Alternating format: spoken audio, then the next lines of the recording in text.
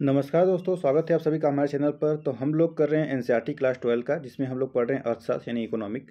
तो देखिए, एनसीईआरटी हम लोग इसलिए पढ़ रहे हैं ताकि इसमें यूपीएससी और पीसीएस के लिए ये एनालिसिस किया जा सके और अपना बेस मजबूत किया जा सके। तो स्टैंडर्ड बुक पढ़ने से पहले एनसीईआरटी पढ़िए और इसको जानिए और समझिए। तो और अगर आप क्लास 12 के विद्यार्थी हैं तो आपको पढ़ना तो कंपलसरी है ही। तो आज हम लोग कर रहे हैं अध्याय 3। उसके पहले अध्याय 1 और 2 पढ़ा दिया गया है, तो उसको आप लोगों ने अगर नहीं देखा तो जाकर पढ़िए। तो इस चैप्टर का नाम है उत्पादन तथा लागत, प्रोडक्शन और कास्ट। तो चलिए समझते हैं इसको, क्या है इसका इंट्रो। पूर्व अध्याय में हमने उपभोक्ता के व्यवहार के संबंध में चर्चा की है। इस अध्याय तथा अगले अध्याय में हम उत्पादक के व्यवहार की जांच करेंगे। एक उत्पादक अथवा फर्म विभिन्न आगतों जैसे श्रम, मशीन, भूमि, कच्चा माल आदि को प्राप्त करता है। इन आगतों के मेल से वह निर्गत का उत्पादन करता है। उत्पादन वह प्रक्रिया है जिसके द्वारा आगतों को निर्गत में परिवर्तित किया जाता है। उत्पादन उत्पाद का अथवा फर्मों द्वारा किया जाता है। एक फर्म विभिन्न आगतों जैसे मशीनें, भूमि, कच्चा माल आदि को कम करती है। वह इन आगतों को निर्गत उत्पादन करने में उपयोग करती है। यह निर्गत उपभोक्ताओं द्वारा उपयोग किया जा सकता है अथवा अन्य फर्मों द्वारा और आगे उत्पादन करने के लिए उपयोग किया जा सकता है। उदाहरणतः एक दर्जी एक सिलाई मशीन कपड़ा, धागा और अपने स्वयं के श्रम को कमीजें बनाने के लिए उपयोग करता है। एक कृषक अपनी भूमि, श्रम, ट्रैक्टर, बीज, खाद, पानी आदि को गेहूं उत्पन्न करने में उपयोग करता है। एक कार निर्माता भूमि का फैक्ट्री के लिए उपयोग करता है तथा मशीनों, श्रम और दूसरे विभिन्न आगतों स्टील, एल्यूमीनियम, रबर आदि का कारों के उत्पादक के लिए। एक रिक्शा चालक रिक्शे और स्वयं के श्रम का उपयोग करता है।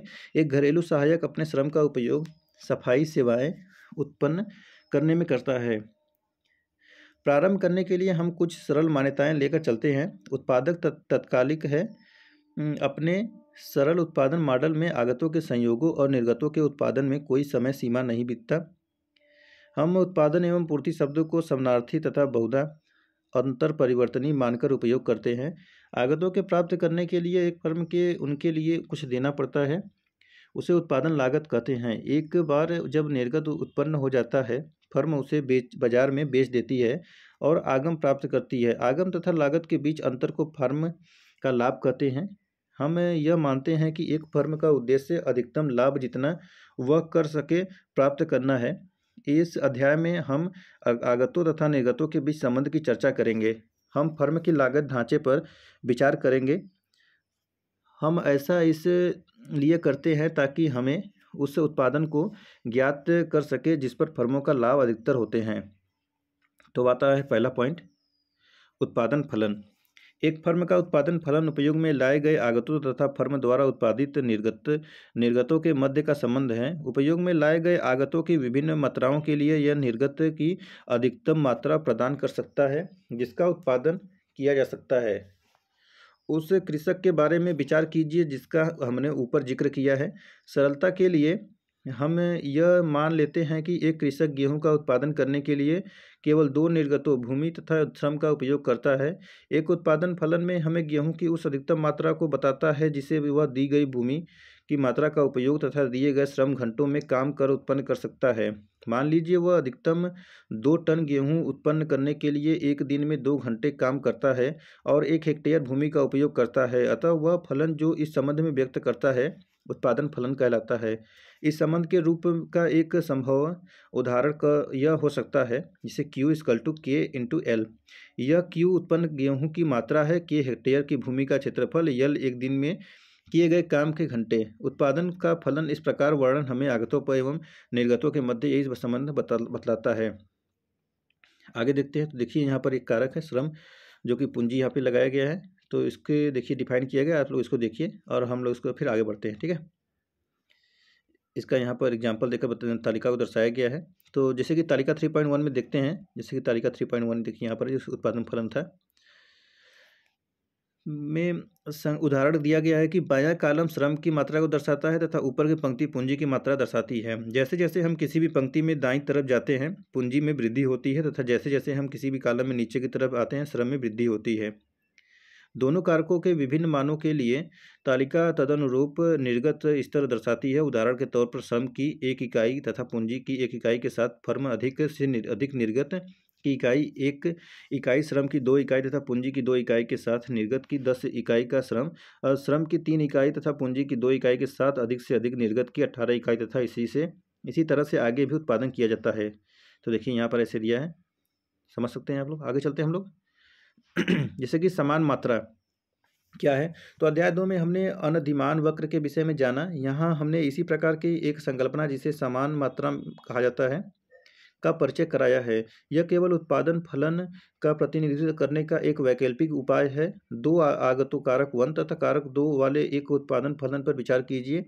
एक समान मात्रा उन दो आगतों के समांक संयोगों का सेट होता है जो कि समान अधिकतम संभावित स्तर का निर्गत प्राप्त करता है। प्रत्येक समान मात्रा निर्गत के एक विशेष स्तर का प्रतिनिधित्व करती है तथा निर्गत की मात्रा को स्तर प्रदान करती है। अब आता है दूसरा पॉइंट, अल्पकाल तथा दीर्घकाल। क्या होता है ये? इससे पूर्व कि हम कोई अन्य विश्लेषण आरंभ करें, दो संकल्पनाएं अल्पकाल तथा दीर्घकाल पर चर्चा करते हैं। अल्पकाल में कम से कम एक कारक श्रम अथवा पूंजी में परिवर्तन नहीं किया जा सकता, अतः वह स्थिर रहता है। निर्गत स्तर में परिवर्तन लाने के लिए फर्म केवल दूसरे कारक में ही परिवर्तन कर सकती है जो कारक स्थिर कारक कहलाता है, जबकि दूसरा कारक जिसमें फर्म परिवर्तन कर सकती है परिवर्ती कारक कहलाता है। देखिए 3.1 जो दर्शाया गया उदाहरण, मान लीजिए कि अल्पकाल में 4 इकाइयों पर पूंजी स्थिर रहता है, तब तदनुरूप कॉलम निर्गत के विभिन्न स्तर दर्शाता है जिनका फर्म उत्पादन अल्पकाल में श्रम की विभिन्न मात्राएं उपयोग में लाकर कर सकती है। दीर्घकाल में उत्पादन के सभी कारकों में परिवर्तन लाया जा सकता है। एक फर्म निर्गत के विभिन्न स्तरों का उत्पादन करने के लिए दीर्घकाल में दोनों कारकों में साथ साथ परिवर्तन ला सकती है। अतः दीर्घकाल में कोई भी स्थिर कारक नहीं है। किसी भी विशेष उत्पादन प्रक्रम में दीर्घकाल साधारणतः अल्पकाल की तुलना में एक दीर्घ समय अंतराल को प्रकट करता है। विभिन्न उत्पादन प्रक्रमों के लिए दीर्घकाल कालावधि भिन्न हो सकती है। अल्पकाल तथा दीर्घकाल को दिनों, महीनों अथवा वर्षों के रूप में परिभाषित करना उचित नहीं है। हम दीर्घ अवधि अथवा अल्प अवधि को सामान्यतः इस दृष्टि को ध्यान में रखकर परिभाषित करते हैं कि सभी आगत परिवर्ती अथवा नहीं है। अब आता है तीसरा पॉइंट, कुल उत्पाद, औसत उत्पाद तथा सीमांत उत्पाद। तो कुल उत्पाद के बारे में जानते हैं। क्या है कुल उत्पाद? मान लीजिए हम एक आगत में परिवर्तन लाते हैं तथा अन्य आगतों को स्थिर रखते हैं, तब उस आगत के विभिन्न स्तरों से हम निर्गत के विभिन्न स्तर प्राप्त करते हैं। परिवर्ती आगत तथा परिवर्ती निर्गत के मध्य संबंधों को अन्य सभी आगतों को स्थिर से रखते हुए अक्सर परिवर्ती आगत के कुल उत्पाद टीपी के रूप में माना जाता है। तालिका 3.1 में देखें पुनः। मान लीजिए पूंजी 4 इकाई पर निश्चित की जाती है, तब तालिका 3.1 में उस कॉलम को देखें जहां पूंजी दिखाई गई है।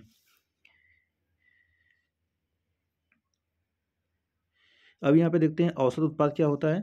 औसत उत्पाद निर्गत प्रति इकाई परिवर्ती आगत के रूप में परिभाषित किया जाता है। जैसे कि देखिए यहाँ पर APL = TPL और अपन L। तो तालिका 3.2 को देख सकते हैं। अब आगे देखते हैं हम सीमांत उत्पादन क्या होता है। तो सीमांत उत्पादन में देखिए यहाँ पर दर्शाया गया सीमांत उत्पाद अपान यहाँ पर निर्गत में परिवर्तन अपान आगत में परिवर्तन। देखिए जैसे यहाँ पर एक बनाया गया है कुल उत्पादन, सीमांत उत्पादन, औसत उत्पादन 3.2। श्रम है जो कि 0, 1, 2, 3, 4, 5, 6 और कुल उत्पाद 0, 10, 24, 40, 50, 56, 57। सीमांत उत्पादन यहाँ पर है, पहले डैश है और फिर 10, 14, 16, 10, 6, 1 है। फिर औसत उत्पादन है 10, 12, 13, 13.33, 12.5 है और फिर 11.20 है, 9.50 है। अब यहाँ पर चौथा पॉइंट आता है ह्रासमान सीमांत उत्पाद नियम तथा परिवर्ती अनुपात नियम। तो श्रम को x अक्ष पर तथा निर्गत को y अक्ष पर रख कर यदि हम तालिका 3.2 देखें, देखिए जैसे यहाँ पर आपको दिख रही होगा, यहाँ पर चित्रित करें तो हमें चित्र में प्रदर्शित वक्र प्राप्त होते हैं। आइए देखते हैं कि टीपी का क्या हो रहा है। देखिए श्रम लागत में वृद्धि के साथ टीपी बढ़ती है, परंतु जिस पर से यह बढ़ती है वह समान नहीं है। श्रम में 1 से 2 वृद्धि होने पर टीपी में 10 की वृद्धि होती है। श्रम में 2 से 3 वृद्धि होने पर टीपी में 12 की वृद्धि होती है। टीपी में वृद्धि की दर MP द्वारा दिखाई गई है। देखिए MP पहले बढ़ती है श्रम की इकाई 3 इकाइयों तक और फिर गिननी शुरू करती है। MP की इस प्रवृत्ति को यह पहले बढ़ती है तथा फिर गिरती है। परिवर्तनीय अनुपातों का नियम है अथवा सीमांत उत्पाद का नियम कहा जाता है।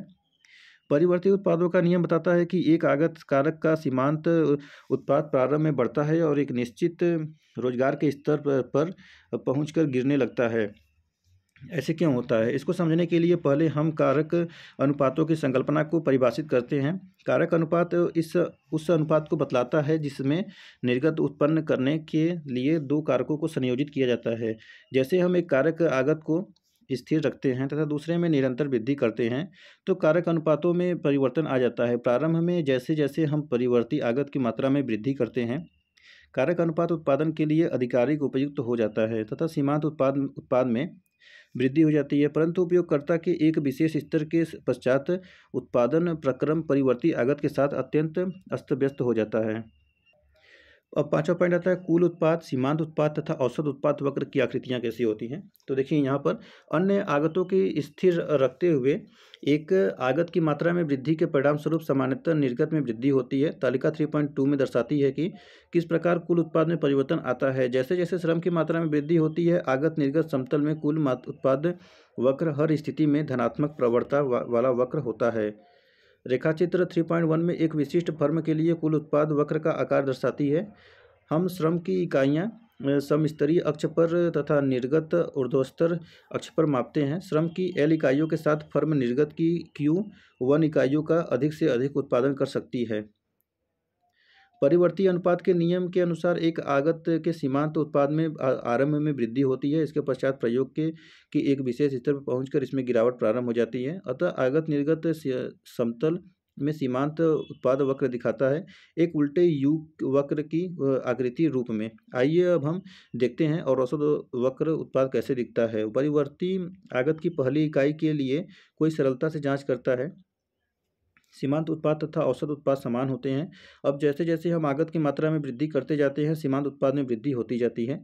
सीमांत उत्पादों के औसत होने के कारण औसत उत्पाद में भी वृद्धि होती है, परंतु सीमांत उत्पाद की तुलना में कम वृद्धि होती है। तब एक बिंदु के पश्चात सीमांत उत्पाद में गिरावट आनी प्रारंभ हो जाती है, जब तक सीमांत उत्पाद का मूल्य प्रचलित औसत उत्पाद के मूल्य की तुलना में अधिक रहता है। औसत उत्पाद में वृद्धि होती रहती है। एक बार सीमांत उत्पाद में पर्याप्त रूप से गिरावट आ जाने पर इसका मूल्य प्रचलित औसत उत्पाद की तुलना में कम हो जाते हैं और बाद में भी औसत उत्पाद में गिरावट आरंभ हो जाती है। अतः औसत उत्पाद वक्र भी उल्टे यू की आकृति का होता है। जब तक औसत उत्पाद में वृद्धि होती रहती है तब इस स्थिति में सीमांत उत्पाद औसत उत्पाद की तुलना में अधिक होता है, अन्यथा औसत उत्पाद में वृद्धि नहीं हो सकती है। समान रूप से और जब औसत उत्पाद में गिरावट आती है, सीमांत उत्पाद को औसत उत्पाद की तुलना में आवश्यक रूप से कम होना चाहिए। इससे यह निष्कर्ष निकलता है कि सीमांत उत्पाद वक्र औसत उत्पाद वक्र को अधिकतम औसत उत्पाद के बिंदु से ऊपर काटता है। अब आता है छठा पॉइंट, पैमाने का प्रतिफल। परिवर्तनीय अनुपातों का नियम इसलिए अविभूत होता है क्योंकि जब कारक अनुपातों में परिवर्तन होता है तब एक कारक स्थिर रखा जाता है तथा दूसरा बढ़ाया जाता है। यदि दोनों कारकों में परिवर्तन हो तो क्या होगा? ध्यान रखिए कि ऐसा दीर्घकाल में हो ही सकता है। दीर्घकाल में एक विशेष स्थिति होती है जब दोनों कारकों को समान अनुपात में बढ़ाया जाता है अथवा कारकों को स्केल अप किया जाता है। जब सभी आगतों में समानुपातिक वृद्धि निर्गत में उसी अनुपात में वृद्धि उत्पन्न करती है तो उत्पादन फलन पैमाने के स्थिर प्रतिफल को दर्शाता है। CRS जब सभी आगतों में समानुपातिक वृद्धि निर्गत में अनुपात से अधिक वृद्धि उत्पन्न करती है तो उत्पादन फलन पैमाने के वृद्धिमान उत्पादन फलन को दर्शाता है। IRS जब सभी आगतों के अनुपातिक वृद्धि की तुलना में निर्गत में समानुपातिक वृद्धि कम होती है तो यह पैमाने के ह्रासमान प्रतिफल को दर्शाता है। अब आता है सातवां पॉइंट, लागत। निर्गत का उत्पादन करने के लिए फर्म को आगतों का प्रयोग करने की आवश्यकता होती है, परंतु निर्गत के एक दिए गए स्तर का उत्पादन अनेक तरीकों से हो सकता है। एक से अधिक आगत संयोग हो सकते हैं जिनसे एक फर्म निर्गत के इच्छित स्तर का उत्पादन कर सकती है। तालिका 3.1 में हम देख सकते हैं कि निर्गत की 50 इकाइयों का उत्पादन 3 भिन्न आगत से संयोग L = 6, K = 3, L = 4 और K = 4 तथा L = 3, K = 3 द्वारा हो सकता है। प्रश्न है कि किस आगत संयोग का चयन फर्म करेगी? दिए गए आगत मूल्यों के साथ वह चयन करेगी आगतों का वह संयोग जो सबसे कम महंगा हो तथा निर्गत के प्रत्येक स्तर के लिए एक न्यूनतम लागत फर्म के लिए होती है। इस प्रकार एक निश्चित उत्पादन कारक लागत एवं टेक्नोलॉजी की दिशा में लागत फलन प्रत्येक स्तर पर उत्पादन की न्यूनतम लागत बतलाता है। अब यहाँ पर आता है अल्पकालीन लागत। तो हमने पहले अल्पकाल तथा दीर्घकाल के विषय में चर्चा की है। अल्पकाल में उत्पादन के कुछ कारकों में परिवर्तन नहीं लाया जा सकता, अतः वे स्थिर रहते हैं। एक फर्म जो स्थिर लागतों का वहन करती है उन्हें कुल स्थिर लागत कहते हैं। जितनी भी मात्रा का उत्पादन फर्म करती है उसकी लागत फर्म के लिए स्थिर रहती है। किसी भी आवश्यक स्तर के निर्गत का उत्पादन करने के लिए अल्पकाल में फर्म केवल परिवर्ती आगतों को ही समायोजित कर सकती है। इसके अनुसार लागत जो एक फर्म ने इन परिवर्ती आगतों को प्रयोग करने के लिए वहन करती है कुल परिवर्ती लागत कहलाती है। स्थिर तथा परिवर्ती लागतों को सम्मिलित करते हुए हमें फर्म को लागत प्राप्त होती है। तो आगे आता है अल्पकालीन लागत वक्र की आकृति क्या है। अब हम देखेंगे कि यह अल्पकालीन लागत वक्र कैसे दिखाई देते हैं। तो तालिका 3.3 में देखेंगे, नीचे जो है यहाँ पर पहले पढ़ते हैं इसको। तो पहले इसकी विवेचना की गई थी कि निर्गत के उत्पादन में वृद्धि करने के लिए फर्म को अधिक परिवर्ती आगतों के प्रयोग करने की आवश्यकता होती है, जिसका परिणाम होता है कि कुल परिवर्ती लागत में वृद्धि तथा इसी प्रकार कुल लागत में वृद्धि होती है। अतः जैसे जैसे निर्गत में वृद्धि होती है कुल परिवर्ती लागत तथा कुल लागत में वृद्धि होती जाती है। कुल स्थिर लागत यद्यपि स्वतंत्र है उत्पादन निर्गत की मात्रा से तथा उत्पादन के सभी स्तरों पर यह स्थिर रहती है। तो देखिए यहाँ पर, और जैसे कि लागत की ये है और ये है निर्गत। तो C1 है तो ये लागत है, कुल लागत स्थिर है। C2 जो है तो ये कुल परिवर्ती लागत है और कुल लागत C3 दिया गया है। तो देखिए यहाँ पर जब ऐसे बनाया गया है तो किस प्रकार से इसको काटते हुए ये रेखा जा रही है। तो इसमें दूसरा पॉइंट आता है दीर्घकालीन लागत। दीर्घकाल में सभी आगत परिवर्त होते हैं, कोई स्थिर लागतें नहीं होती, अतः कुल लागत तथा कुल परिवर्ती लागत दीर्घकाल में ही एक समय में घटित होते हैं। दीर्घकालीन औसत लागत परिभाषित की जाती है अतः प्रति इकाई निर्गत लागत के रूप में, अर्थात दीर्घकालीन औसत लागत इक्वल टू कुल लागत। दीर्घकालीन सीमांत लागत कुल लागत में वह परिवर्तन है जो प्राप्त इकाई निर्गत में परिवर्तन के फलस्वरूप होती है। जब विच्छिन्न इकाई में निर्गत बदलता है तब यदि हम उत्पादन में वृद्धि करें Q1 से Q1 निर्गत इकाइयों तक को, तो Q1वीं इकाई का उत्पादन करने की सीमांत लागत इस पर मापी जाती है। दीर्घकालीन सीमांत लागत Q1 इकाइयों पर कुल लागत माइनस Q1 इकाइयों पर कुल लागत। तो आगे देखते हैं दीर्घकालीन लागत वक्रों का आकार क्या है। तो हमने पहले पैमाने का प्रतिफल के विषय में विवेचना किया है। आइए अब दीर्घकालीन औसत लागत वक्र पर उसके आकार को देखते हैं। वर्तमान पैमाना का प्रतिफल से अभिप्राय है कि यदि हम सभी आगतों में वृद्धि एक विशेष अनुपात से कर दे तो निर्गत में उस अनुपात की तुलना में अधिक वृद्धि होती है। दूसरे शब्दों में निर्गत में एक विशेष अनुपात की वृद्धि करने के लिए आगतों में उस अनुपात की तुलना में कम वृद्धि करने की आवश्यकता है। जब निर्गत की कीमत दिए हुए हो लागत में भी कम अनुपात में वृद्धि होती है। उदाहरण के लिए मान लीजिए हम निर्गत को दोगुना करने के इच्छुक है। ऐसा करने के लिए आगतों में दोगुना से कम वृद्धि की आवश्यकता है। लागत जो फर्म अपने ऊपर लेती है उन लागतों को किराए पर लेने के लिए भी दोगुना से कम वृद्धि की आवश्यकता होती है। यहाँ औसत लागत पर क्या प्रभाव पड़ रहा है। निसंदेह यह स्थिति तब होगी जब तक वर्धमान पैमाना का प्रतिफल कार्य करेगा। तो जैसे जैसे फर्म निर्गत में वृद्धि करती रहेगी औसत लागत गिरता रहेगा। तो देखिए यहाँ पर ह्रासमान पैमाने का प्रतिफल से अभिप्राय है कि यदि हम निर्गत में वृद्धि के विशेष अनुपात से करने के इच्छुक है तो आगतों में उस अनुपात की तुलना में अधिक वृद्धि करने की आवश्यकता है। परिणाम स्वरूप लागत में भी वृद्धि उस अनुपात की तुलना में अधिक होती है। अतः जब तक ह्रासमान पैमाना का प्रतिफल कार्य करता है औसत लागत में वृद्धि होनी चाहिए जब भी फर्म निर्गत में वृद्धि करती है। स्थिर पैमाने का प्रतिफल से अभिप्राय है आगतों में एक अनुपातिक वृद्धि के परिणाम स्वरूप निर्गत में एक अनुपातिक वृद्धि।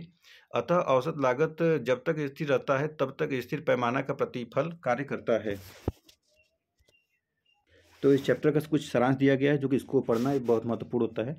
जैसे कि देखिए पहला है आगतों के विभिन्न सम्मिश्रण के लिए उत्पादन लाभ फलन निर्गत की अधिकतम मात्रा दर्शाता है जिस पर उत्पादन संभव है। दूसरा है अल्पकाल में कुछ आगतों में परिवर्तन नहीं किया जा सकता, दीर्घकाल में सभी आगतों में परिवर्तन किया जा सकता है। तीसरा है कुल उत्पादन परिवर्ती आगत तथा निर्गत से संबंधित है ऐसी स्थिति में जब अन्य सभी आगतों को स्थिर रखता है। नेक्स्ट है एक आगत के प्रयोग के किसी भी स्तर के लिए सीमांत उत्पादों का कुल जोड़ उस आगत के प्रति इकाई प्रयोग के स्तर पर उस आगत के लिए कुल उत्पादन प्रदान करता है। फिर है सीमांत उत्पाद तथा औसत उत्पाद वक्र दोनों उल्टे यू के आकार में है। सीमांत उत्पाद वक्र औसत उत्पाद वक्र को ऊपर से औसत उत्पाद वक्र के अधिकतम बिंदु पर काटता है। फिर है निर्गत का उत्पादन। निर्गत का उत्पादन करने के लिए फर्म सबसे कम लागत वाले आगत संयुग का चयन करती है। कुल परिवर्ती लागत तथा स्थिर लागत का जोड़ है। औसतन लागत जोड़ है जो औसत परिवर्ती लागत और औसत स्थिर लागत का। औसत स्थिर लागत वक्र नीचे की ओर प्रवणता वाली है। अल्पकालीन सीमांत लागत, औसत परिवर्ती लागत तथा अल्पकालीन औसत लागत वक्र यू आकार को होते हैं। अल्पकालीन सीमांत लागत वक्र औसत परिवर्ती लागत वक्र को नीचे से औसत परिवर्ती लागत के न्यूनतम बिंदु पर काटता है। अल्पकालीन सीमांत लागत वक्र अल्पकालीन औसत लागत वक्र को नीचे से अल्पकालीन औसत लागत के न्यूनतम बिंदु पर काटता है। फिर है निर्गत के किसी भी स्तर के लिए अल्पकाल में सीमांत लागतों का कुल जोड़ हमें उस स्तर तक कुल परिवर्ती लागत प्रदान करता है। अल्पकालीन परिवर्ती लागत वक्र के अंदर का क्षेत्रफल निर्गत के किसी भी स्तर तक हमें उस स्तर तक के लिए कुल परिवर्ती लागत देता है। और फिर है दीर्घकालीन औसत लागत तथा दीर्घकालीन सीमांत लागत दोनों वक्र यू आकार के होते हैं। लास्ट है दीर्घकालीन सीमांत लागत वक्र दीर्घकालीन औसत लागत वक्र को नीचे से दीर्घकालीन औसत लागत न्यूनतम बिंदु पर काटता है। तो देखिए अब ये चैप्टर समाप्त हुआ और ये कुछ अभ्यास प्रश्न हैं। जैसे कि अभ्यास प्रश्न देखो यहाँ पे 10 दिख रहे हैं। उत्पादन फलन की संकल्पनाएं को समझाइए। एक आगत का कुल उत्पाद का क्या होता है। तीसरा है एक आगत का औसत उत्पाद क्या होता है। चौथा है एक आगत का सीमांत उत्पाद क्या होता है। पांचवा एक आगत के सीमांत उत्पाद तथा कुल उत्पाद के बीच से संबंध। छठा है अल्पकाल दीर्घकाल के संकल्पना को समझाइए। सातवां है ह्रासमान सीमांत उत्पाद का नियम क्या है। आठवां है परिवर्ती अनुपात क्या नियम क्या है। नौवां है एक उत्पादन फलन स्थिर पैमाना का प्रतिफल कब संतुष्ट करता है। 10वां है एक उत्पादन फलन वर्धमान पैमाना का प्रतिफल को कब संतुष्ट करता है। तो आप लोग देखिए ऐसे ऐसे क्वेश्चन है जो कि लगभग इसमें 23 क्वेश्चन दिए गए हैं। तो इसको आप लोग पढ़ना चाहे तो पढ़ सकते हैं और लिखना चाहे तो इसको प्रैक्टिस भी कर सकते हैं। तो चलिए बहुत जल्दी हम लोग चैप्टर 4 में मिलेंगे और जो कि आज चैप्टर 3 पढ़ रहे थे उत्पादन तथा लागत। तो हम लोग पढ़ रहे हैं इकोनॉमिक क्लास 12 का और अब नेक्स्ट चैप्टर मिलेंगे चैप्टर 4 के साथ में। तो वीडियो पसंद आए तो वीडियो को लाइक और चैनल को सब्सक्राइब कर लीजिए। तो हम लोग फिर मिलते हैं नेक्स्ट वीडियो में। धन्यवाद।